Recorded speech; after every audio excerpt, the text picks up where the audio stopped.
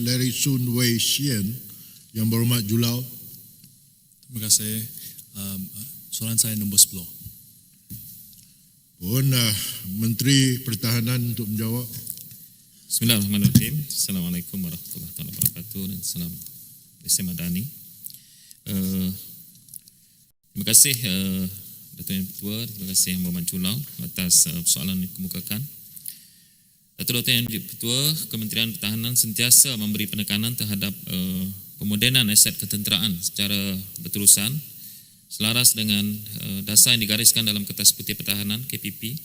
Dokumen teras ini telah melalui kajian separuh penggal yang turut mengambil kira keperluan dan keadaan geopolitik semasa.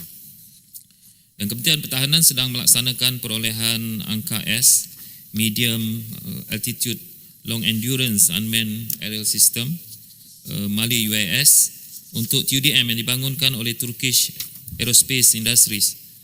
Perolehan ini adalah sebahagian daripada usaha pemodenan menyeluruh bagi meningkatkan keupayaan risikan, pengawasan dan peninjauan jarak jauh, khususnya di zon ekonomi eksklusif di Laut Cina Selatan. Kementerian Pertahanan melalui Institut Penyelidikan Sains Teknologi Institute of Defence and Security (MIDAS) sedang membangunkan satu dokumen rasmi mengenai pembangunan teknologi drone dan anti-drone pertahanan yang melibatkan semua cabang perkhidmatan Angkatan Tentera Malaysia. Secara khusus, SRAC sedang menjalankan penyelidikan pembangunan drone untuk tujuan perisikan, pengawasan dan peninjauan yang melibatkan prototipe bagi 3 jenis drone udara secara kolaboratif bersama rakan industri tempatan. Dan inisiatif ini akan mengurangkan kebergantungan kepada teknologi asing selain mewujudkan ekosistem industri pertahanan berteknologi tinggi dan berdaya saing. Setiap langkah pemodenan aset pertahanan termasuk pembelian drone dan teknologi laser adalah sebahagian daripada usaha kerajaan untuk memperkukuhkan kesiapsiagaan ATM agar sentiasa relevan, berdaya saing serta mampu menangani sebarang bentuk ancaman terhadap kedaulatan negara.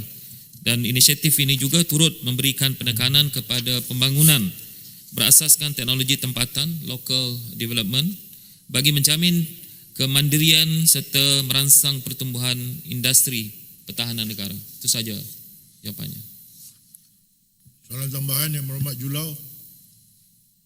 Okey, terima kasih Menteri. Jadi soalan saya adalah berapa lamakah untuk kita boleh merealisasikan local development untuk industri ini sampai kita tengok ke commercial development ataupun commercial production.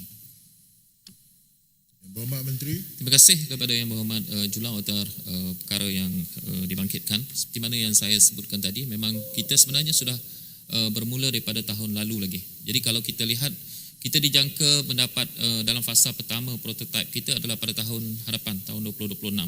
So kita ada 3 fasa, 2026, 2027 dan 2028. Berdasarkan kepada keperluan 3 domain utama kita. Jadi melalui kerjasama kita dengan industri ini, kita berharap kita akan dapat membangunkan teknologi tempatan kita, dan dalam masa yang sama saya fikir dia juga boleh memacu ekonomi kita ke hadapan. Itu saja jawapannya. Terima kasih Menteri.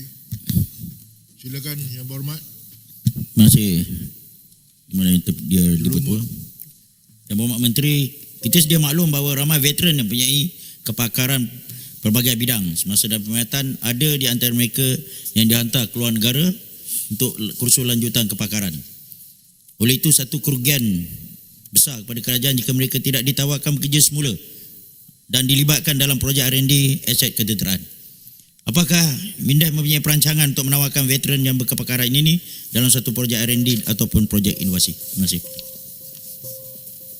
Yang Berhormat Menteri. Terima kasih kepada Yang Berhormat Lumut atas soalan yang dikemukakan.